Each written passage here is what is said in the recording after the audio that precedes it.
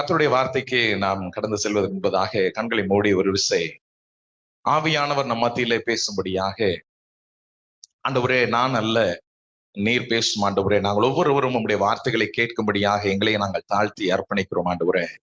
இயேசுவே, நீரே எங்களுடைய பரிகாரியாகிய கர்த்தர், நீரே எங்களுடைய நம்பிக்கை நாயகன் ஆண்டவரே. உம்மை தவிர எங்களுக்கு வேறு தஞ்சமும் அடைக்கலமும் இல்லை ஆண்டவரே. உம்மை நம்பி வந்தவர்களை ஒருபோதும் நீர் புறம்பே தள்ளினதில்லை இயேசுவே. உம்மை சொந்தமாக கொண்டிருப்பது எந்த ஒரு பெரிய பாக்கியம் ஆண்டவரே. ஸ்தோத்திரிக்கிறோம் ஆண்டவரே. இந்த பிரசன்னத்தோடு கூட உம்முடைய வார்த்தைகளை நாங்கள் கர்த்தாவை கேட்பதற்கு எங்களுடைய இருதயத்தை நீர் பண்படுத்த வேண்டும்படியாய் நாங்கள் வேண்டிக் கொள்கிறோம் அப்பா. ஆண்டவரே, எங்களுடைய இருதயங்களை ஆராய்ந்து அறிந்திருக்கிறதான உன்னதமான தேவன் ஆண்டவரே. ஸ்தோத்திரிக்கிறோம் கர்த்தாவே, ஸ்தோத்திரிக்கிறோம் கர்த்தாவே. நீரே பொறுப்பேற்றுக் கொள்ளும் ஆண்டவரே. இப்படி வார்த்தைகள் ஒவ்வொன்றும் முழு நிச்சயத்தோடு அதிகாரத்தோடு வல்லமையோடு எங்கள் மத்தியிலே புறப்பட்டு வருவதற்கு கர்த்தர் அனுக்கிரகம் செய்யும். இயேசுவின் நாமத்தில் ஜெபிக்கிறோம் ஜீவனுள்ள எங்கள் நல்ல பிதாவே. ஆமென், ஆமென்.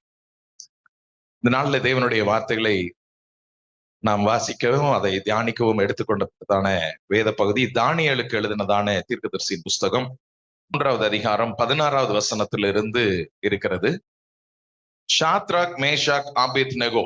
இந்த கதை நம்ம எல்லாருக்குமே நன்கு தெரிந்திருந்தாலும் கூட நம்மோடு கூட அருமையான புதிதாக ஆண்டவருக்குள்ளாக வருகிறதான சில அன்பான நபர்கள் நம்ம மத்தியில இருக்கிறாங்க. அவர்களுடைய புரிதலுக்காகவும் இந்த வசனங்களை நாம் வாசித்து இதனுடைய இந்த சம்பவத்தை என்ன என்பதை நாம் புரிந்து கொள்ளலாம். ஷாத்ராக், மேஷாக், ஆபேத்நேகோ என்பவர்கள் ராஜாவை நோக்கி, நேபுகாத் நேச்சாரே, இந்த காரியத்தை குறித்து உமக்கு உத்தரவு சொல்ல எங்களுக்கு அவசியம் இல்லை. நாங்கள் ஆராதிக்கிற எங்கள் தேவன் எங்களை தப்புவிக்க வல்லவராய் இருக்கிறார். அவர் எரிகிற அக்கினி சோலைக்கும் ராஜாவாகிய உம்முடைய கைக்கும் நீங்களாக்கி விடுவிப்பார். இதற்கு முன்பதாக ஒரு பேக்ரவுண்டை நம்ம தெரிந்து கொள்ளலாம். இந்த ஷாத்ராக், மேஷாக், ஆபேத்நேகோ என்பவர்கள் தானியேலோடு கூட இருந்ததான நண்பர்கள். இது எந்த சூழல்ல இவர்கள் பேசுகிறார்கள் என்று சொன்னா, அந்த நேபுகாத் நேச்சார் என்கிறதான ராஜா, பாபிலோனின் ராஜாவாகிய நேபுகாத் நேச்சார், அவர் என்ன செய்கிறார்? ஒரு பெரிய சிலையை உண்டு பண்ணி அந்த சிலையை ஜனங்கள் எல்லாரும் வணங்கும்படியாக ஒரு கட்டளை கொடுக்கிறார். இது யாரு வணங்கலையோ அவர்களை எரிகிற அக்கினியிலே அவர்களை உயிரோடு கூட எரித்து விடுவோம் என்கிறதான ஒரு காரியத்தையும் சொல்லுகிறார். இந்த கட்டளைக்கு இவர்கள் மூவரும் என்ன செய்யல? பணிந்து போகவில்லை. ஏனென்று சொன்னால், இவர்கள் மூவரும் தானியேலும் அவர்கள் ஆராதிக்கிறதான ஆண்டவராகிய கர்த்தரிடத்திலே முழு நம்பிக்கை உள்ளவர்களாக இருந்தார்கள். அவர்கள் ஒவ்வொரு நாளும் காலை, மதியம், மாலை வேலை என்று சொல்லி தேவனை ஆராதித்துக் கொண்டிருந்தார்கள். ஆண்டவரிடத்திலே ஜெபித்துக் கொண்டிருந்தார்கள். கர்த்தரை தவிர வேறு எந்த தேவர்களையும் அவர்கள் வணங்குவதில்லை என்கிறதான ஒரு தீர்க்கமான நம்பிக்கை உடையவர்களாக, அசைவில்லாத நம்பிக்கை உள்ளவர்களாக உறுதியாக இருந்தார். அப்பொழுது இவர்கள் மூவரும் இப்படி அந்த சிலைக்கு முன்பதாக வணங்க மாட்டுகிறார்கள் அப்படின்ற தகவல்களை இந்த நேபுகாத் நேச்சார் என்கிற ராஜாவினிடத்துல அங்க இருக்கிறதான மற்ற அதிகாரிகள் கொண்டு போய் சொல்றாங்க. இந்த 3 பேரும் வணங்குவதில்லை, நீங்க சொன்ன கட்டளையை இவங்க ஃபாலோ பண்றது இல்ல அப்படின்னு சொல்லும் பொழுது, இவங்க 3 பேரையும் அந்த ராஜா அழைத்து, என்னதை இவங்க சொல்றது உண்மையா அப்படின்னு சொல்லி கேட்கும் பொழுது இவர்கள் இந்த பதிலை சொல்லுகிறார். என்ன சொல்லுகிறார்கள்? நேபுகாத் நேச்சாரே, இந்த காரியத்தை குறித்து உமக்கு உத்தரவு சொல்ல எங்களுக்கு அவசியம் இல்லை. முதல்ல ஒரு ராஜாவை பார்த்து அப்படி பேசுகிறதுக்கு ஒரு கான்பிடன்ஸ், தைரியம் என்ன செய்யணும்? வேணும். நம்ம டிஸ்ட்ரிக்ட்ல உள்ள ஒரு பெரிய அதிகாரியோ அல்லது நம்ம ஏரியால இருக்கக்கூடிய ஒரு பெரிய அதிகாரியோ யாரையோ நம்ம போய் பார்த்து, இதை பத்தி நான் உங்களுக்கு சொல்றதுக்கு எங்களுக்கு அவசியம் இல்லை அப்படின்னா நம்மளால என்ன செய்ய முடியாது. சொல்லுவதற்கு நமக்கு தைரியம் இருக்குமா, கான்பிடன்ஸ் இருக்குமா அப்படிங்கிறது ஒரு கேள்விக்குறி. ஆனால் இவர்கள் என்ன சொல்லுகிறார்கள்? நேபுகாத் நேச்சாரே, இந்த காரியத்தை குறித்து உமக்கு உத்தரவு சொல்ல எங்களுக்கு அவசியம் இல்லை. நாங்கள் ஆராதிக்கிற எங்கள் தேவன் எங்களை தப்புவிக்க வல்லவராய் இருக்கிறார். நாங்கள் யாரை ஆராதித்துக் கொண்டிருக்கிறோமோ அந்த தேவன் எங்களை தப்புவிக்க வல்லமை உள்ளவராய் இருக்கிறார். அவர் எரிகிற அக்கினை சூளைக்கும் ராஜாவாகிய உம்முடைய கைக்கும் நீங்களாக்கி விடுவிப்பார். நீங்க அங்க அக்கினி சோலை ரெடி பண்ணி வச்சிருக்கிறீங்க, அதுக்குள்ள இருந்தும் உங்க கையில இருந்தும் அவர் எங்களை தப்புவிக்கிறதற்கு வல்லமை உள்ள தேவனாக இருக்கிறார். விடுவிக்காமல் போனாலும் நாங்கள் உம்முடைய தேவர்களுக்கு ஆராதனை செய்வதும் இல்லை, நீர் நிறுத்தின போர்ச்சிலையை பணிந்து கொள்வதும் இல்லை என்கிறது ராஜாவாகி உமக்கு தெரிந்திருக்க கடவுது என்றார். உங்க சொல்றாங்க திரும்ப தைரியமா, உம்முடைய தேவர்களுக்கு நீங்க ஆண்டவர்களை விடுவிக்காமலே போனாலும் உம்முடைய தேவர்களுக்கு நாங்கள் ஆராதனை செய்வதும் இல்லை, நீர் நிறுத்தின பொற்சிலையை நாங்கள் வணங்குவதும் இல்லை என்று சொல்லி ராஜாவாகிய உமக்கு தெரிந்திருக்கட்டும் அப்படின்னு சொல்றாங்க. அப்பொழுது நேபுகாத் நேச்சார் கடும் கோபம் உண்டு சாத்ராக் மேஷாக் ஆபேத்நேகோ என்பவர்களுக்கு விரோதமாய் அவனுடைய முகம் வேறுபட்டது. சூளையை சாதாரணமாய் சூடாக்குவதை பார்க்கிலும் 7 மடங்கு அதிகமாய் சூடாக்கும்படியாய் உத்தரவு கொடுக்கிறார். சாதாரணமா எரிஞ்சுகிட்டு இருக்கிற அந்த சூளைய 7 மடங்கு இன்னும் அதிகமாக வெப்பம் வரும்படியாக, அக்கினி வரும்படியாக அதை சூடாக்குகிறார். உத்தரவு கொடுத்து சாத்ராக் மேஷாக் ஆபேத்நேகோ என்பவர்களை எரிகிற அக்கினி சூளைகளை போடுவதற்கு அவர்களை கட்டும்படி தன் இராணுவத்தில் பலசாலிகளாகிய புருஷருக்கு கட்டளையிட்டான். பலசாலிகளாகிய இராணுவத்திலிருந்து எடுக்கப்பட்டவர்களாக கொண்டு சாத்ராக் மேஷாக் ஆபேத்நேகோ என்பவர்கள் என்ன செய்யறாங்க? கட்டுகிறாங்க. அவங்க எங்கேயும் திமிரி ஓடிடக்கூடாது என்பதற்காக கட்டுகிறாங்க. அப்பொழுது தங்கள் சால்வைகளோடும் நிசார்களோடும் பாகைகளோடும் மற்ற வஸ்திரங்களோடும் கட்டப்பட்டு எரிகிற அக்கினி சூளையின் நடுவிலே போடப்பட்டார்கள். ராஜாவின் கட்டளை கடுமையா இருந்தபடியினாலும் சூளை மிகவும் சூடாக்கப்பட்டு இருந்தபடியினாலும் அக்கினி ஜுவாலையானது சாத்ராக் மேஷாக் ஆபேத்நேகோ என்பவர்களை தூக்கி கொண்டு போன புருஷரை கொன்று போட்டது. இவங்க தூக்கிட்டு போய் இவங்க 3 பேரையும் உள்ள கொண்டு போறாங்க. ஆனா அங்க அக்கினி சூளை மிகவும் அதிகமா இருந்தபடினால தூக்கிட்டு போனவங்கள என்ன செஞ்சிருச்சு? அந்த அக்கினி, அந்த வெக்க அவர்களை கொன்று போட்டது. இவங்க 3 பேரையும் தூக்கி உள்ள போட்டாங்க. சாத்ராக் மேஷாக் ஆபேத்நேகோ எனும் அந்த 3 புருஷரும் கட்டுண்டவர்களாய் எரிகிற அக்கினி சூளையின் நடுவிலே விழுந்தார்கள். அப்பொழுது ராஜாவாகிய நேபுகாத் நேச்சார் பிரமித்து தீவிரமாய் எழுந்திருந்து தன் மந்திரிமார்களை நோக்கி 3 புருஷரை அல்லவோ கட்டுண்டவர்களாக அக்கினியிலே போடுவித்தோம் என்றான். அவர்களோ ராஜாவுக்கு பிரதித்திரமாக ஆம் ராஜாவே என்றார்கள். அதற்கு அவன் இதோ 4 பேர் விடுதலையாய் அக்கினியின் நடுவிலே உலாவுகிறதை காண்கிறேன். அவர்களுக்கு ஒரு சேதமும் இல்லை. 4ஆம் ஆளின் சாயல் தேவபுத்திரனுக்கு ஒப்பாய் இருக்கிறது என்றார். தூக்கி உள்ள போட்ட பிறகு ராஜாவாகிய நேபுகாத் நேச்சார் பிரமித்து தீவிரமாய் எழுந்து மந்திரிகளை நோக்கி கேட்கிறார், 3 பேரை தானே கட்டி உள்ள தூக்கி போட்டோம் அப்படின்னு சொல்லி மந்திரியிட கேட்கிறார். ஆமா ராஜாவே, 3 பேரை தான் உள்ள போட்டோம். ஆனா நான் 4 பேர் விடுதலையாய் அக்கினியின் நடுவிலே உலாவுகிறதை காண்கின்றேன். 4 பேர் இருக்காங்கப்பா. அவங்க கட்டப்பட்டவர்களாக அல்ல, அவர்கள் விடுதலையானவர்களாக அந்த அக்கினிக்கு நடுவில் என்ன செய்து கொண்டிருக்கிறாங்க? உலாவிக் கொண்டிருக்கிறவர்களாய் காண்கின்றேன். 4ஆம் ஆளின் சாயல் தேவபுத்திரனுக்கு ஒப்பாய் இருக்கிறது என்றான். 4ஆவதா பார்க்கிற ஆள் தேவபுத்திரனை போல இருக்கிறாரே அப்படின்னு. அப்பொழுது நேபுகாத் நேச்சார் எரிகிற அக்கினி சூளையின் வாசல் அண்டைக்கு வந்து, உன்னதமான தேவனுடைய தாசராகிய சாத்ராக் மேஷாக் ஆபேத்நேகோ என்பவர்களே, நீங்கள் வெளியே வாருங்கள் என்றான். அப்பொழுது சாத்ராக் மேஷாக் ஆபேத்நேகோ என்பவர்கள் அக்கினியின் நடுவில் இருந்து வெளியே வந்தார்கள். தேசாதிபதிகளும் அதிகாரிகளும் தலைவரும் ராஜாவின் மந்திரிகளும் கூடி வந்து அந்த புருஷருடைய சரீரங்களின் மேல் அக்கினி பலம் செய்யாமலும் அவர்களுடைய தலைமயிர் கருகாமலும் அவர்களுடைய சால்வைகள் சேதப்படாமலும் அக்கினியின் மனம் அவர்களிடத்தில் வீசாமலும் இருந்ததை கண்டார்கள். கூட இருக்கிறவங்க எல்லாம் வந்து பாக்குறாங்க. யாரெல்லாம்? தேசாதிபதிகள், அதிகாரிகள், தலைவர்கள், ராஜாவின் மந்திரிகள், இவங்க எல்லாம் வந்து அவங்க 3 பேரையும் பாக்குறாங்க. அவங்க தலையில இருக்கிற முடி என்ன செய்யல? கருகல. அவர்களுடைய உடல் வெந்து போகல. அவங்க போட்டிருந்த சால்வை எரியல. அவங்க மேல அந்த அக்கினியினுடைய மனம், தீயினுடைய வாசம் என்ன செய்யல? இல்லாமல் இருக்கிறதை கண்டார்கள். அப்பொழுது இதையெல்லாம் பார்த்து இதெல்லாம் விட்னஸ் பண்ண ராஜா இப்ப சொல்றாரு, நேபுகாத் நேச்சார் வசனித்து, சாத்ராக் மேஷாக் ஆபேத்நேகோ என்பவர்களுடைய தேவனுக்கு ஸ்தோத்திரம்.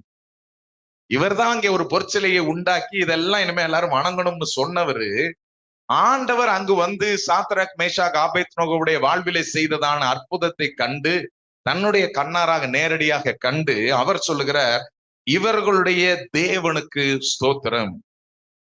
அவர்கள் தங்களுடைய தேவனை தவிர வேறு ஒரு தேவனையும் சேவித்து பணியாமல், அவங்களுடைய தேவனை தவிர வேறு ஒரு தேவனையும் சேவித்து அவர்கள் பணியாமல் அவரையே நம்பி ராஜாவின் கட்டளையை தள்ளி, அவரை நம்புகிறது மாத்திரமல்ல, ராஜா ஒரு கட்டளை போட்டா அந்த கட்டளை அவர்களுடைய விசுவாசத்திற்கு எதிராக இருக்குமானால் அதையும் தள்ளி தங்கள் சரீரங்களை ஒப்பு கொடுத்ததினால, தங்களுடைய வாழ்வினை, தங்களுடைய சரீரத்தை அவங்க ஒப்பு கொடுத்ததினால அவர் தமது தூதனை அனுப்பி, தேவனாகிய கர்த்தர் அவருடைய தூதனை அனுப்பி தம்முடைய தாசரை விடுவித்தார். ஆதலால் சாத்ராக், மேஷாக், ஆபேத்நேகோ என்பவர்களுடைய தேவனுக்கு விரோதமான தூஷண வார்த்தை சொல்லுகிற எந்த ஜனத்தானும், எந்த ஜாதியானும், எந்த பாஷைக்காரனும் துண்டித்து போடப்படுவான். இப்போ ஒரு புது கட்டளை போடுற.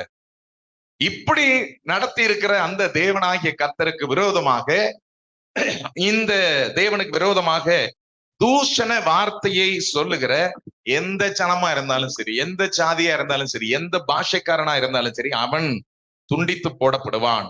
அவனுடைய வீடு எருக்களமாக்கப்படும் என்று என்னாலே தீர்மானிக்கப்படுகிறது. இவ்விதமாய் ரட்சிக்கத்தக்க தேவன் வேறு ஒருவரும் இல்லை என்றான். பின்பு ராஜா சாத்ராக், மேஷாக், ஆபேத்நேகோ என்பவர்களை பாபிலோன் தேசத்திலே உயர்த்தினான் என்று பார்க்கின்றோம். இதுதான் இந்த பகுதியினுடைய பேக்ரவுண்ட். தேவனோடு கூட இந்த செய்தியினுடைய தலைப்பு கஷ்டங்களுக்கு கொடுக்கும் பொழுது கொடுத்ததான தேவனோடு கூட அக்கினியின் நடுவிலே நடந்து போவது, walking with God in fire.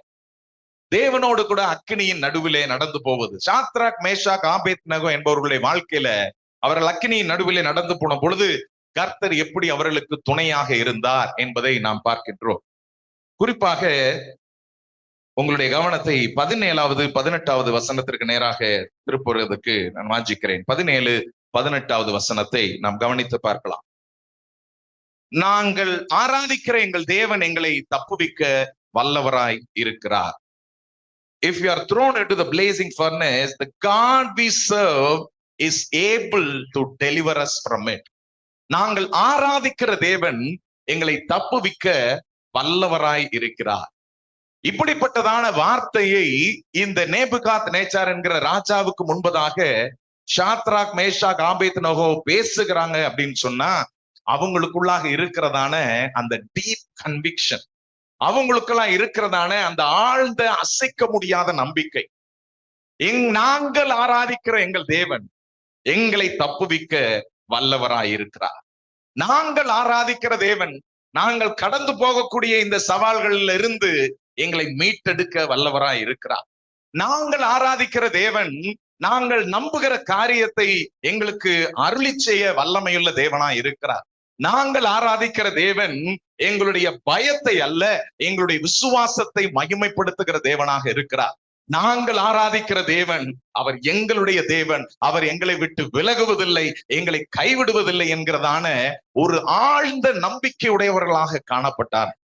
முதல்ல நம்ம கவனித்து பார்க்க வேண்டியதான இந்த காரியம், அவர்கள் இந்த நம்பிக்கை அவர்களுக்குள்ளாக இருந்தபடினால அவர்கள் சொல்லுகிறார்கள், அவர் எரிகிற அக்கினி சூளைக்கும், எரிகிற அக்கினி சூளையாக இருந்தாலும் சரி, ராஜாவாகிய உம்முடைய கைக்கும், அதை தாண்டி நீங்க உங்களுடைய கையில நீங்க என்ன டெசிஷன் எடுத்தாலும் சரி, ராஜாவாகிய உம்முடைய கைக்கும், அந்த ராஜா என்ன அதிகாரம் அதுக்கப்புறம் போட்டாலும் சரி, என்ன கட்டளைகள் அதுக்கப்புறம் போட்டாலும் சரி, எப்படிப்பட்ட அழிவை நோக்கி எங்களை நீங்க கொண்டு சென்னாலும் சரி, அதிலிருந்து எங்களை நீங்களாக்கி விடுவிப்பா. ரொம்ப ஆணித்தரமாக சொல்லுகிறாங்க. இந்த எரிகிற அக்கினி சூளை மாத்திரமல்ல, உம்முடைய கைக்கும் அவர் எங்களை நீங்களாக்கி எங்களை விடுவிப்பார் என்கிறதான உறுதியான வார்த்தைகளை சொல்லுகிறதை நாம் அங்கு காண்கின்றோம். சாத்ராக், மேஷாக், ஆபேத்நேகோக்குள்ளாக அப்படிப்பட்டதான தேவ வைராக்கியம் காணப்பட்டது. ஆண்டவரை விசுவாசிக்கிறதுல அவர்களுக்குள்ளாக ஒரு உறுதித்தன்மை காணப்பட்டது என்பதை நாம் பார்க்கின்றோம். தேவனுடைய ராஜ்யத்திற்கென்று கர்த்தருடைய பிள்ளைகளாக தெரிந்தெடுத்துக் கொள்ளப்பட்ட நாம் ஒவ்வொருவருக்கும் சில நேரங்களில் அப்படிப்பட்ட சோதனைகள் வரக்கூடிய சூழல்கள் இருக்கலாம். நாம் ஒவ்வொருவருக்கும் அப்படிப்பட்ட சவால்கள் வரக்கூடிய சூழலாக இருக்கலாம். நாம் ஆராதிக்கிற தேவன் மீது நமக்கு முழுமையான நம்பிக்கை இருக்கிறதா, வைராக்கியமான நம்பிக்கை இருக்கிறதா, அசைக்க முடியாத நம்பிக்கை இருக்கிறதா என்பதை நாம் சோதிக்க வேண்டிய காலகட்டங்களில இருக்கலாம். இந்த கம்யூனியன் டைம்ல பாஸ்டர் நம்மளுக்கு ஒரு சங்கீதத்தை வாசிக்க சொன்னாங்க. சங்கீதம் 26, 1வது வசனம். கர்த்தாவே என்னை நியாயம் விசாரியும், நான் என் உத்தமத்திலே நடக்கிறேன், நான் கர்த்தரை நம்பி இருக்கிறேன், ஆகையால் நான் தள்ளாடுவதில்லை. நான் கர்த்தரை நம்பி இருக்கிறேன், ஆகையால் நான் தள்ளாடுவதில்லை.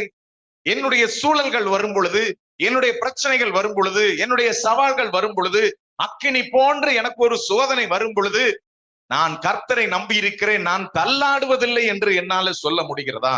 என்னுடைய விசுவாச வாழ்க்கை அப்படிப்பட்டதாக முழு நிச்சயத்தோடு இருக்கிறதா? ஆராதிக்கும் பொழுதும் கூட அருமையான சகோதரர் கூட சொன்னாங்க, பவுலும் சீலாவும் சிறைச்சாலையில இருக்கும் பொழுது அவர்கள் உள்ளத்தின் ஆழத்திலிருந்து தேவனை துதித்து பாடிக்கொண்டிருந்தாங்க. எப்படி இருக்கும்?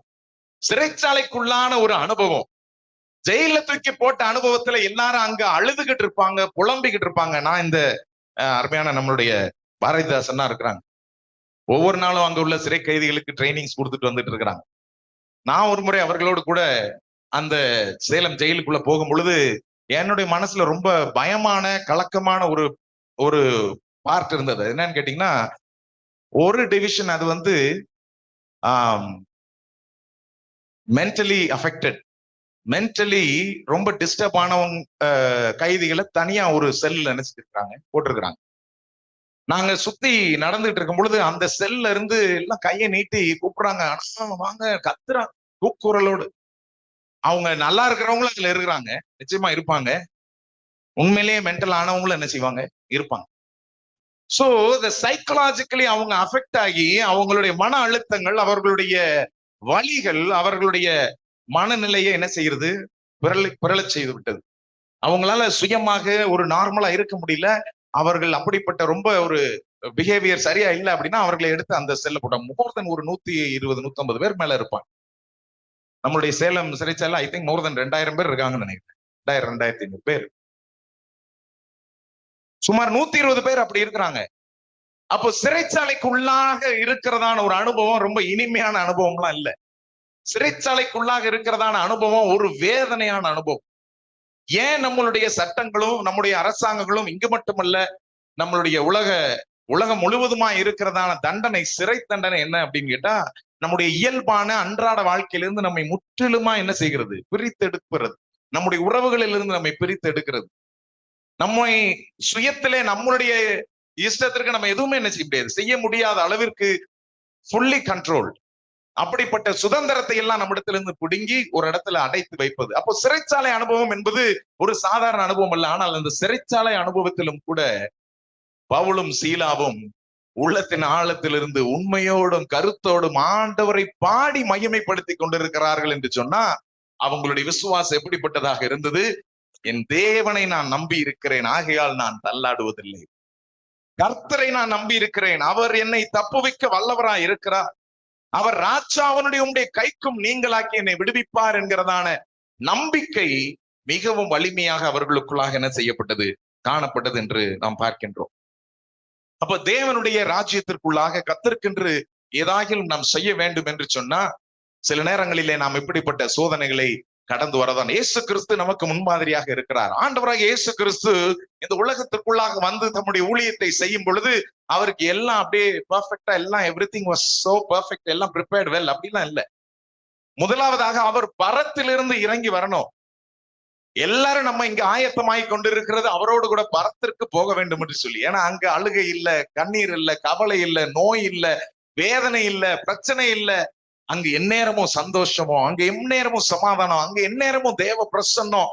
அப்படிப்பட்டதான ஒரு சந்தோஷமான நித்திய சந்தோஷமான ஒரு வாழ்வுக்கு நேராக வாழ, அந்த வாழ்க்கை நமக்கு வேண்டும் என்று சொல்லி இங்கு நம்ம பிரயாசப்பட்டு கொண்டிருக்கிறோம். ஆனால் உங்களுக்காக எனக்காக அந்த உன்னதமான இடத்தை விட்டு இந்த பூமிக்குள்ளாக இறங்கி வந்தார். தேவன் இந்த பூமிக்குள்ளாக, ஆண்டவராக இயேசு கிறிஸ்து இந்த பூமிக்குள்ளாக வருவதற்கு காரணம், இந்த பூமி ரொம்ப சூப்பரான ஒரு இடமா இல்ல.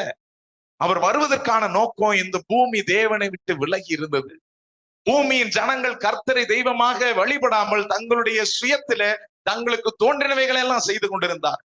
அவர்களை திரும்பவும் தேவனிடத்திலே கொண்டு வர வேண்டியதான ஒரு முக்கியமான நோக்கத்தோடு கூட இயேசு கிறிஸ்து அங்கிருந்து தம்முடைய கம்ஃபர்ட் ஜோன், அவருடைய சந்தோஷமான சமாதானமான ஒரு சூழலிருந்து இந்த பூமி வாழ்க்கடிப்பினாலும் பிரச்சனைகளினாலும் வஞ்சகங்களினாலும் நோய்களாலும் பிரச்சனை பேய்களினாலும் எல்லா விதமான சம்பவங்களினால் நிரப்பப்பட்ட இந்த பூமிக்குள்ளாக அவர் வருவதற்கு ஒரு முடிவெடுத்தார். அப்ப இந்த பூமி, நான் நினைக்கிறேன் ஆண்டவராகிய இயேசு கிறிஸ்துவுக்கு ஒரு அக்கினி ஜுவாலையை போல என்ன செய்திருக்கலாம், இருந்திருக்கலாம். ஆனால் தேவன் அதை தெரிந்து கொண்டார். உங்களையும் என்னையும் மீட்டெடுத்துக் கொள்ளும்படியாக இந்த பூமியில் இருக்கிறதான வாழ்வில் இருந்து நம்மை பரத்தில் இருக்கிற தேவனோடு கூட இணைக்கும்படியாக அவர் அந்த பாதையை தெரிந்தெடுத்துக் கொண்டார் என்று நாம் பார்க்கின்றோம். அமெரிக்காவில் இருந்ததான மிஷனரிகள் 1800 அந்த காலகட்டங்கள்ல ஜான் மற்றும் சோபியா அப்படிங்கிறதான ஒரு கணவன் மனைவி இந்த மிஷனரி அவர்கள் இந்தியாவுக்கு வந்தாங்க, தமிழ்நாட்டுக்கு வந்தாங்க. இந்த ஜான் சோபியா இங்கு வந்து அநேக ஜனங்களுக்கு தங்களுடைய மிஷனரி வாழ்க்கையில அநேக ஜனங்களுக்கு மருத்துவ உதவிகளை எல்லாம் செய்து அவர்களுக்கு தேவையெல்லாம் சந்தித்து அவங்களுக்கு ஆலோசனை சொல்லி ஆண்டவருடைய அன்பை அவர்களுக்கு வெளிப்படுத்தி இப்படிப்பட்ட ஊழியத்தை செய்து கொண்டவர்களா இருந்தார். அவர்கள் இருந்த காலகட்டங்களிலே காலரா என்கிறதான நோய் எல்லா இடத்திலையும் கொடூரமா பரவி கொண்டிருந்தபடினால எல்லாருமே அதற்கு மறித்து கொண்டிருந்தார்கள். என்ன செய்வது என்று தெரியவில்லை. அந்த சூழல்களில் இவர்கள் திரும்பவும் என்ன செய்கிறாங்க, அமெரிக்க தேசத்திற்கே திரும்பவும் போறாங்க. அவர்களுக்கு 6 குழந்தைகள், 5 பாய்ஸ், கடைசி ஒரு பொண்ணு. இந்த 6 பேரும் இந்தியாவில அவங்களுடைய அப்பா அம்மாவோட இங்கேயே பிறந்து வளர்ந்தவர்களா இருந்தாலும் கூட அவர்களுக்கு இந்த கஷ்டங்கள் எல்லாம் பார்த்து அவர்களால ஜெயிக்க முடியவில்லை. திரும்பவும் அமெரிக்காவுக்கே போகணுன்ற முடிவுல அவர்கள் அங்க இருக்கிறாங்க. ஆனா இவங்க காலரா உடைய அந்த அவுட் பிரேக் நிமித்தம் அவங்க அமெரிக்கா போறாங்க. சில நாட்கள் கழிச்சு அதெல்லாம் சப்சைட் ஆகுது அப்படின்னு தெரிஞ்ச உடனே திரும்பவும் வர்றாங்க. திரும்பவும் வரும் பொழுது தங்களோடு கூட இருக்கிற மகள், அப்போ எல்லா பிள்ளைகளும் வளர்ந்து விட்டாங்க, திரும்பவும் வந்து அவர்களுடைய பணிகளை தமிழ்நாட்டுல தொடர்றாங்க. தங்களோடு இருந்த கடைசி மகள் 13 வயசு இருக்கும் பொழுது இந்த அப்பா அம்மாவும் திரும்ப டிசைட் பண்ணி இந்திய தேசத்திலிருந்து வேற ஒரு இடத்திற்கு போறோம், ஆனா நீ இங்கேயே என்ன செய், படிக்கிற விஷயங்கள் இதெல்லாம் இருக்குது, நீ இங்கே இரு, நாங்க அப்பப்போ திரும்ப வந்துட்டு போறோம் அப்படின்னு சொல்லி மகளை திரும்ப படிக்க வச்சாங்க. அந்த டைம்ல இந்த மகளுக்கு ரொம்ப தனிமையான ஒரு சூழல் வந்துவிட்டது. ஊழியத்திற்காக வந்திருக்கிறோம், அம்மா அப்பாவோட இருக்கிறோம், ஏற்கனவே இங்க நிறைய கஷ்டங்கள் இந்தியாவில, அவர்கள் அமெரிக்காவில நல்ல வசதி வாய்ப்போட இருந்தவங்க. அப்போ இங்க வந்து இவ்வளவு கஷ்டப்பட்டு இருக்கோமே, இந்தியாவிலே நம்ம என்ன செய்யக்கூடாது, இருக்கவே கூடாது, எப்படியாவது நம்ம படித்து வளர்ந்து வெளிநாட்டுக்கு போயிடணும், நம்முடைய நாட்டுக்கே நம்ம திரும்ப போயிடணும்ன்றதுல ரொம்ப உறுதித்தன்மையா இருந்த பொழுது அவங்க அப்பாவும் அம்மாவும் திரும்பவும் வந்து அவர்கள் அப்பப்ப தமிழ்நாட்டில் ஊழியம் செய்து கொண்டிருக்கும் பொழுது ஒரு முறை பிரசவ வழியில வரக்கூடியதான தாய்மார்கள் ஒரு வரிசையாக இந்த பெண்ணுடைய கண்ணுக்கு முன்பதாக 2-3 பேர் பிரசவத்துல இறந்து போறாங்க. அவர்களால சரியான பிரசவம் செய்து முடிக்க முடியவில்லை, பிரசவத்துல இறந்து போறாங்க, போதுமான வசதிகள் அல்ல. அப்படிங்கிறத பார்த்த உடனே இவர்களுடைய மனம் மாறுகிறது. இல்ல, நான் இந்தியால தான் என்ன செய்வேன், இருப்பேன், இதே பகுதியில தான் இருப்பேன், இப்படிப்பட்ட பெண்களுக்கு என்னுடைய வாழ்க்கையை நான் அர்ப்பணிப்பேன், இதே என்னுடைய வாழ்க்கையை சுற்றிலும் இந்த இடத்தை சுற்றிலும் நான் விரும்புகிறதான இடம் இதுல இல்ல, ஒரு போராட்டமான களம் தான், ஆனால் நான் இங்கு இருப்பதற்கு நான் முற்படுகிறேன், முயல்கிறேன், நான் அதுக்கு முடிவெடுக்கிறேன் என்று சொல்லி தேவனிடத்திலே தன்னுடைய வாழ்க்கையை ஒப்பு கொடுத்து அன்றைக்கு முடிவெடுத்தாங்க. அவர்கள் தான் ஐடா ஸ்கடர். வெள்ளூர் மாவட்டத்துல சிஎம்சி வெள்ளூர் என்று நம்ம ரொம்ப இன்னைக்கு பிரபலமாக காணப்படுகிற அந்த ஹாஸ்பிட்டலுடைய நிறுவனர். 1800களிலே அவங்க அம்மா அப்பா வந்து செய்ததான பணியை இவர்கள் தொடரும்படியாக தொடர்ந்தாங்க. திரும்ப படிச்சு அமெரிக்காவுக்கு போய் டாக்டர் படிச்சுட்டு வந்தாங்க. படிச்சுட்டு அங்கே இல்லாம திரும்பவும் வெள்ளூருக்கே வந்து இங்க இருக்கக்கூடிய மற்றவர்களை ட்ரெயின் அப் பண்ணி நர்சஸையும் டாக்டர்ஸையும் உருவாக்கி அந்த CMC Vellore medical college, nursing center எல்லாத்தையும் இன்றைக்கு அந்த வெள்ளூர்ல more than 5000 ஸ்டாஃப் அந்த சிஎம்சி வெள்ளூர்ல என்ன செய்யறாங்க, வேலை செய்யறாங்க. அநேகர் அதுல டாக்டர்ஸ், 3000க்கும் மேற்பட்டவர்கள் டாக்டர்ஸ். இந்த சிஎம்சி வெள்ளூர் இந்த அளவிற்கு மிகவும் பிரபல்யமாகிறதுக்கு மற்றும் ஒரு காரணம், அதன் பின்பதாக இந்தியாவில வந்த பல அவுட் பிரேக்ஸ், எந்த நோய்களுடைய அவுட் பிரேக் வந்தாலும் இவர்களுடைய ஸ்ட்ராட்டஜி, இவங்க எப்படி அந்த அவுட் பிரேக்ஸை மேற்கொண்டு வந்தாங்க, இந்த ஹாஸ்பிட்டல்ல இந்த டிஸ்ட்ரிக்ட்ல அந்த அவுட் பிரேக்ஸை எப்படி மேற்கொண்டு வந்தாங்க என்பதை அவர்கள் ஒரு கேஸ் ஸ்டடியா எடுத்து அந்த மாடலை வைத்து பல இடங்களுக்கு, தேசத்துல பல இடங்களுக்கு அதை மாடலா என்ன செய்தாங்க, ஸ்கேல் அப் பண்ணுவதற்கு யூஸ் பண்ணாங்க.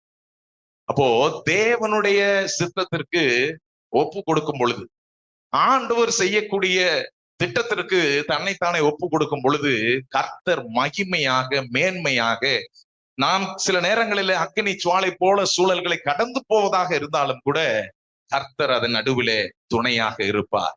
நாங்கள் நம்பி இருக்கிற தேவன் எங்களை தப்புவிக்க வல்லமையுள்ள தேவனாக இருக்கிறார். நாங்கள் ஆராதிக்கிற தேவன் எங்களை விடுவிப்பார். அவர் விடுவியாமல் போனாலும் நீங்க வச்சிருக்கிறத நாங்க என்ன செய்கிறது இல்ல, ஆராதிக்கிறதில்லை என்கிறதான உறுதித்தன்மையை இந்த ஷாத்ராக், மேஷாக், ஆபேத்நேகோ தங்களுடைய வாழ்வின் மூலமாக நமக்கு எடுத்திருக்கிறாங்க. இப்ப முதல் காரியம் இதுல நம்ம தெரிந்து எடுத்துக்கொள்ள வேண்டியது the ability, the conviction on the ability of God. தேவ வல்லமையின் மீது நமக்கு இருக்கிறதான ஆழ்ந்த நம்பிக்கை. தேவ வல்லமையின் மீது நமக்கு இருக்கிறதான ஆழ்ந்த நம்பிக்கை. தேவனுடைய வல்லமை, எதிலெல்லாம் தேவனுடைய வல்லமை காணப்படுகிறது? தேவனுடைய வல்லமை அவருடைய கிரியேஷன்ல, அவர் உண்டாக்கி வைத்திருக்கிற இந்த வானத்திலும் பூமியிலையும் தேவனுடைய வல்லமை காணப்படுகிறது. நாம் யாரை ஆராதிக்கிறோம்? அவர்கள் சொல்லுகிற வார்த்தைகளை பாருங்க. நாங்கள் ஆராதிக்கிற எங்கள் தேவன், நாங்கள் ஆராதிக்கிற எங்கள் தேவன் எங்களை தப்புவிக்க வல்லவராய் இருக்கிறார். அப்ப அந்த வல்லமையை இவர்கள் தங்களுடைய இருதயத்திற்குள்ளாக பரிபூர்ணமாக அவர்கள் அறிந்திருந்தார்கள். பரிபூர்ணமான ஒரு ஆழ்ந்த நம்பிக்கை கொண்டிருந்தார்கள், முழு நிச்சயத்தை கொண்டிருந்தார்கள். அப்ப நம்மளுடைய தேவன், நாம் ஆராதித்துக் கொண்டிருக்கிற தேவன் எப்படிப்பட்ட தேவன்? நாம் ஆராதித்துக் கொண்டிருக்கிற தேவன் இந்த உலகத்தை படைத்த தேவன். நாம் ஆராதித்துக் கொண்டிருக்கிற தேவன் இந்த உலகத்திலே இயற்கையின் மீது அதிகாரம் கொண்டதான தேவன். மோசேயினுடைய காலத்துல இந்த செங்கடல் இரண்டாக பிளந்ததை நாம் பார்க்கின்றோம். யோசுவாவுடைய காலத்துல அந்த யோர்தான் நதியை இரண்டாக பிளந்ததை நாம் வாசித்திருக்கிறோம். அப்போ தேவன் இயற்கையின் மீது வல்லமையும் அதிகாரத்தையும் கொண்டதான தேவனை நாம் ஆராதித்துக் கொண்டிருக்கிறோம். நாம் ஆராதிக்கிறதான தேவனுடைய வல்லமை பிசாசுகளை துரத்துகிறதான இயேசுவின் நாமத்துல பிசாசுகள் ஓடி போகிறது. நாம் ஆராதிக்க தேவனுடைய வல்லமை அவர் குருடனை பார்வையடைய செய்கிறார், செவிடனை கேட்க பண்ணுகிறார், முடவனை நடக்க செய்கிறார். நாம் ஆராதிக்க தேவனுடைய வல்லமை அது 5000 பேருக்கு ஒரே நேரத்துல அவர்களை பந்தி இருக்க பண்ணி அவர்களை போஷிக்கத்தக்கதான வல்லமை. நாம் ஆராதிக்க தேவனுடைய வல்லமை அது மரித்தவனை உயிரோடு கூட எழுப்புகிறதான வல்லமை நம்முடைய தேவனிடத்தில் இருக்கிறது. நாம் ஆராதிக்கிறதான தேவனுடைய வல்லமை தீர்க்க தரிசனமான வார்த்தைகளை கொண்டு பேசுகிறது. அந்த தீர்க்க தரிசனங்கள் இன்றைக்கும் நிறைவேறி வருகிறது, இன்னமும் நிறைவேறும் என்பதுல முழு நிச்சயமாக இருக்கிறது. நாம் ஆராதிக்கிற தேவனுடைய வல்லமை உங்களுடைய வாழ்விலும் என்னுடைய வாழ்விலும் நாம் அனுபவமாக பெற்று இருக்கிறோம். இங்க இருக்கிற ஒவ்வொருவரும் நீங்க உங்க வாழ்க்கையின் சாட்சிகளை இங்க வந்து சொல்லுங்க அப்படின்னு சொன்னா நிச்சயமாய் கர்த்தருடைய வல்லமை உங்க வாழ்க்கையிலே தொடப்பட்டு இருக்கும். ஒவ்வொரு சூழல்களிலும் நாம் ஆராதிக்கிற தேவனுடைய வல்லமை நம்முடைய பிள்ளைகளுடைய வாழ்வில இருக்கிறதை நம்முடைய கண்கள் காண்கின்றது. நம்முடைய பிள்ளைகள் ஆபத்தான நேரங்களில சில சாட்சிகள் சில நாட்கள் முன்பதாக நம்ம வந்து கேட்கிற ஒவ்வொரு சாட்சிகளையும் நம்ம பார்க்கின்றோம். அருமையான பிரதர் இமானுவேல் அவங்க சிஸ்டர் வந்து சொன்னாங்க, ஒரு ஆக்சிடென்ட்ல ஜஸ்ட் ஒரு நூல் அளவு, ஒரு நூல் இலையில் அளவுக்கு நாங்க போய் பிரேக் போட்டு நின்றோம். எந்த ஆபத்துமின்றி கர்த்தர் எங்களை காப்பாற்றினார். நம்ம ஆராதிக்கிற தேவன் அவர் வல்லமையுள்ள தேவன், நம்மை பாதுகாக்கிற தேவன், அவர் நம்மோடு கூட இருக்கிறதான தேவன். நானும் கூட சில நாட்களுக்கு முன்பதாக சில வருடங்களுக்கு முன்பதாக ஜூடு எங்களுடைய இந்த சம்புல 10 அடி சம்புல உள்ள விழுந்ததை நான் சொன்னேன். தண்ணியே இல்லாதது, முட்டியளவு இருக்கிற தண்ணியில நாங்க அங்க பாத்துட்டே இருக்கிறோம். அவன் எங்கேயோ பார்த்துட்டு அப்படியே திறந்து வச்சிருந்த சம்புல இந்த லாரி வரும், அதுல தண்ணி ஃபில் பண்ணணும் அப்படின்றக்காண்டி மூடியை ஓபன் பண்ணி வச்சிருக்கிறோம். அவன் அப்படியே நேர பார்த்துட்டு என்னவே, நான் எதான் பிள்ளைக்கிற நேரம் என்னவே பார்த்துட்டு கீழே பார்க்கவே இல்லை, உள்ள விழுந்துட்டான். உள்ள விழுந்துட்டு இங்க முருகவேல் இங்க உட்கார்ந்து இருக்கிறான். முருகவேல் தான் வேகமா ஓடி போய் ஜம்ப் பண்ணி உள்ள சம்புக்குள்ள போய் அவனை மேல தூக்கி விட்டான். அடிபட்டது, ரத்தம்லாம் இருந்தது, ஆனால் எந்த சேதமும் இல்லாம, எந்த பிராக்சர் இல்லாம ஆண்டவர் காப்பாற்ற வல்லமை உள்ள தேவனாக இருக்கிறார். நாம் ஆராதிக்கிற தேவன் நம்முடைய பிள்ளைகளை காக்கிறதான தேவன், ஜீவனை காக்கிறதான தேவன். நாம் ஆராதிக்கிற தேவன் அவர் சர்வ வல்லமை நிறைந்த தேவன். அப்போ நம்ம இப்படிப்பட்ட தேவனை ஆராதித்துக் கொண்டிருக்கிறோம் என்கிறதுல நம்முடைய இருதயம் முழு நிச்சயத்தோடு இருக்கணும். இந்த சங்கீதத்தில் வாசிக்கிறபடி, நான் கர்த்தரை நம்பி இருக்கிறேன் ஆகையால் நான் தள்ளாடுவதில்லை. சங்கீதக்காரன் சொல்லும்போது சொல்லுகிறார், நான் கர்த்தரை எப்பொழுதும் எனக்கு முன்பதாக வைத்திருக்கிறேன், ஆக என் வலது பார்சத்தில் வைத்திருக்கிறேன், ஆகையால் நான் என்ன செய்யப்படுவதில்லை, அசைக்கப்படுவதில்லை. Unwavering faith, unwavering faith, deeper conviction, ஆழ்ந்த நம்பிக்கை, முழு இருதயத்தோடு நம்பிக்கை. ஏனென்றால் நான் ஆராதிக்கிற தேவன் சாதாரண தேவன் அல்ல, அவர் அண்ட சராசரங்களையும் உருவாக்கின தேவன், இயற்கையின் மீது அதிகாரம் உள்ள தேவன், என்னை முற்றிலும் அறிந்த தேவன். இத்தனை ஆண்டுகள் என்னை வழிநடத்தி வந்திருக்கிறார் என்று சொன்னால் இனிமேலும் என்னை வழிநடத்த அவர் போதுமான தேவன், அவர் எனக்கு துணையாக இருக்கிறார். ஆக முதல் காரியம் இந்த இடத்துல நான் பார்க்க இருக்கிறது, சாத்ராக், மேஷாக், ஆபேத்நேகோவுக்குள்ளாக அப்படிப்பட்டதான ஒரு டீப்பர் கன்விக்ஷன் இருந்தது. அவர்களுக்குள்ளாக ஒரு ஆழ்ந்த நம்பிக்கை, நாங்கள் ஆராதிக்கிற தேவன் வல்லமையுள்ள தேவனாக இருக்கிறார். இரண்டாவது அவர்களிடத்துல பார்க்கிறதான காரியம், அதே வசனத்துல he will deliver us, அவர் எங்களை நீங்களாக்கி விடுவிப்பார், அவர் எங்களை நீங்களாக்கி விடுவிப்பார். அப்படிப்பட்டதான ஒரு நம்பிக்கை. he will definitely do, அவர் எங்களை நிச்சயமாய் விடுவிப்பார். அவர் வல்லமையுள்ள தேவன் என்பதையும் நாங்கள் அறிந்திருக்கிறோம். அவர் எங்களை விடுவிப்பார் என்பதையும் நாங்கள் என்ன செய்திருக்கிறோம், அறிந்திருக்கிறோம். பல உதாரணங்களை நம்ம வேதாகமத்திலே பார்க்கலாம். நேரம் இல்லாமல்படினால நான் விரைவாக சொல்லி முடிக்கிறேன். யோசேப்பினுடைய வாழ்க்கையை நாம் வேதாகமத்திலே பார்க்கும் பொழுது ஒவ்வொரு காலகட்டத்திலும் அவனுக்கு அடிமேல் அடி இருக்கிற மாதிரி தோணும். அவனுடைய சரித்திரத்தை நாம் பழைய ஏற்பாட்டுல வாசிக்கும் பொழுது, தன்னுடைய 10-11 சகோதரர்களோடு இருக்கும் பொழுது அவனை பிடிக்காம, அவன் மேல பொறாமை கொண்டு அவனுடைய சகோதரர்கள் எல்லாரும் என்ன பிளான் பண்றாங்க, அவனை கொன்றணும்னு பிளான் பண்றாங்க. ஒருத்தன் சொல்றான், இவனை எதுக்கு கொல்லணும் அப்படின்னு, இவனை பசாம வித்து போட்டுடலாம், நம்ம போய் அப்பாட்ட சொல்லிடலாம், இவனை காட்டு மிருகங்களை அடிச்சு கொன்றுச்சு அப்படின்னு சொல்லிடலாம் அப்படின்னு சொல்லி இவனை வேற நாட்டுல இருந்து வந்ததான ஒரு வியாபாரியின் இடத்துல யோசேப்பை விற்று போட்டார். யோசேப்பை விற்று போட்டு அவனுடைய தகப்பனிடத்துல போய் சொல்லிட்டாங்க, அவன் செத்து போயிட்டாங்க பாருங்க, அவன் இதெல்லாம் ரத்தம் படிந்த கரையெல்லாம் இருக்குது, ட்ரெஸ் எல்லாம் இப்படி இருக்குன்னு சொல்லி காமிச்சு அவங்க அப்பா அம்மாவை நம்ப வச்சிட்டான். இவன் ஒரு அடிமையாக போகிறான். ஒரு அடிமையாக ஒரு நாட்டுக்குள்ளாக போய் அங்கேயும் சில நாட்கள் வேலை செய்கிறான். அவன் வேலை செய்கிறதுல அந்த எஜமானர் கண்டு அவனை உயர்ந்த அந்தஸ்துல வைக்கிறான். ஆனா அங்கேயும் அவனுக்கு சோதனை. திரும்ப அவன் சிறைச்சாலையில, அந்த நாட்டுல சிறைச்சாலையிலே தள்ளப்படுகிறான். சிறைச்சாலையில தள்ளப்படும் பொழுது அப்பளும் அவன் ஒருவேளை குமுறி இருக்கலாம், என்ன ஆண்டவரே நீர், என்ன ஆண்டவரே நீர். ஆனால் தேவன் ஒவ்வொரு இடங்களிலும் அவனை கொண்டு செல்லும் பொழுது அவனை உருவாக்கி கொண்டிருந்தார். அருமையான ஒரு பாடல் பாடும், என்னை தருகிறேன் உருவாக்கும் என்னை ஆண்டவரே, என்னை படைக்கிறேன் உம்முடைய பாதத்திலே, உருவாக்கும் ஆண்டவரே. அப்ப தேவன் நம்மை உருவாக்க வேண்டும் என்று சொன்னால் சில கடினமான சவால்களை நம்முடைய வாழ்க்கையில நாம் சந்தித்துத்தான் ஆக வேண்டும்.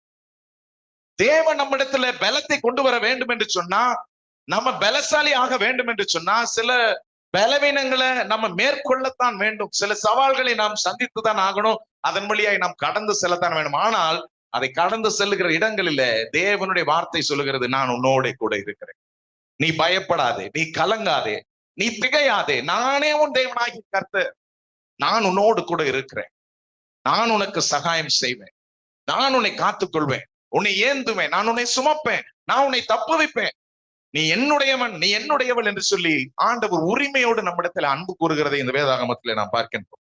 யோசேப்பினுடைய வாழ்க்கை அப்படியா இருந்தது. பின்பதாக அவனுடைய வாழ்க்கை அந்த தேசத்திற்கு அதிபதியாக மாறும்படியாக, ராஜாவுக்கு அடுத்த நிலையில யோசேப்பை உயர்த்தும்படியாக ஆண்டவர் அவனோடு கூட இருந்து மகிமையாய் உயர்த்தினதை நாம் பார்க்கின்றோம். மோசேயினுடைய வாழ்க்கையும் கூட அப்படித்தான். திக்குவாயாக, என்னால பேச முடியாது, நான் எப்படி போய் ஜனங்களை மீட்டெடுத்து கொண்டு வர முடியும். ஆனால் தேவன் அவனை பயன்படுத்தினார்.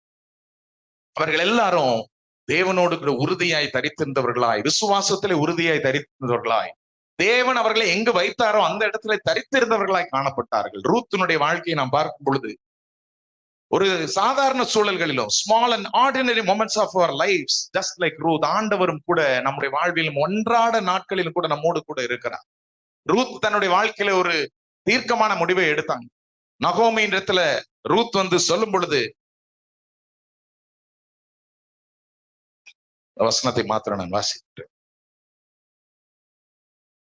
அப்பொழுது அவள், இதோ உன் சகோதரி, ரூத் 1வது அதிகாரம் 15 வாசிக்கின்றேன்.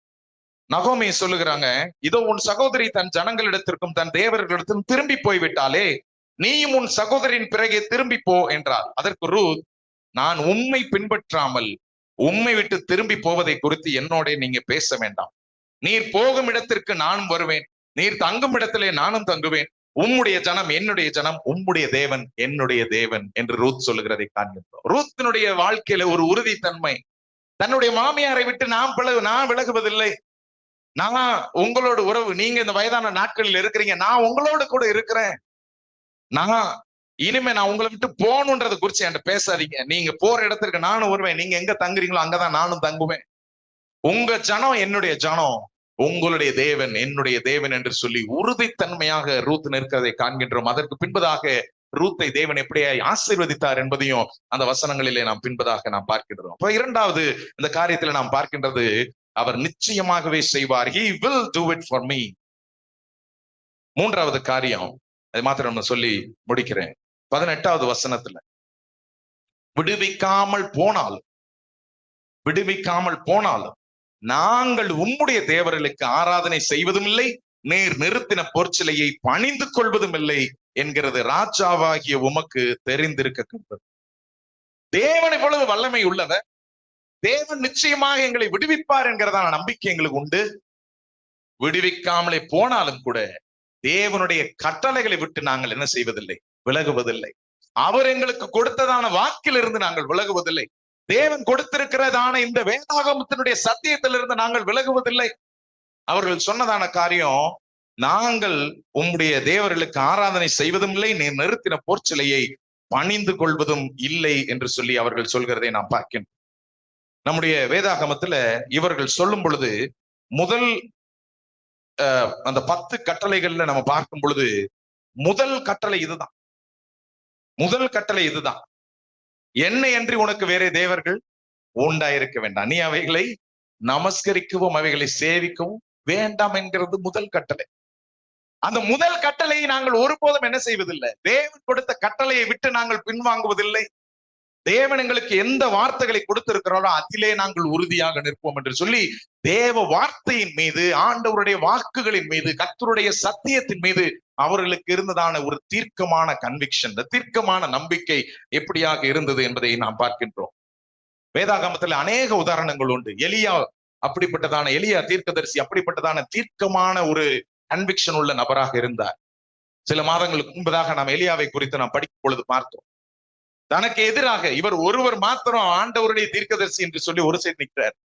அவருக்கு எதிராக பாகாலினுடைய தீர்க்கதரிசிகள் 400 பேருக்கும் மேலா, இன்னொரு அவர்கள் ஆராதிக்கிற தேவனுடைய தீர்க்கதரிசிகள் அவங்க ஒரு 450, கிட்டத்தட்ட 850 தீர்க்கதரிசிகளுக்கு முன்பதாக அவர் ஒரு சேலஞ்சை மேற்கொள்கிறார். ஒரு சைடு எலியா மாத்திரம் ஆராதிக்கிற தேவனோடு கூட ஆப்போசிட் சைடுல 800க்கும் மேற்பட்டதான தீர்க்கதரிசி. யோசித்து பாருங்க, அவர்கள் அந்த சவாலை ஏற்றுக்கொள்வதற்கு எலியாவிற்கு என்ன தைரியம் வந்தது, எங்கிருந்து வந்தது? ஏனென்று சொன்னா தங்களுடைய இருதயத்துல அசைக்க முடியாத நம்பிக்கை, தேவனுடைய வார்த்தைகள் மீது, கர்த்தருடைய வாக்குத்தத்தங்களின் மீது, தேவன் கொடுத்திருக்கிறதான வெளிப்பாடுகளின் மீது, அவர்கள் அனுபவித்த அனுபவத்தின் மீது அவர்களுக்கு அசைக்க முடியாத நம்பிக்கை எலியாவுக்கு இருந்ததை நாம் பார்க்கின்றோம். அதே போல பவுலும் கூட அவர் மிகவும் அசைக்க முடியாத ஒரு நம்பிக்கை கொண்டவராக இருந்தார்.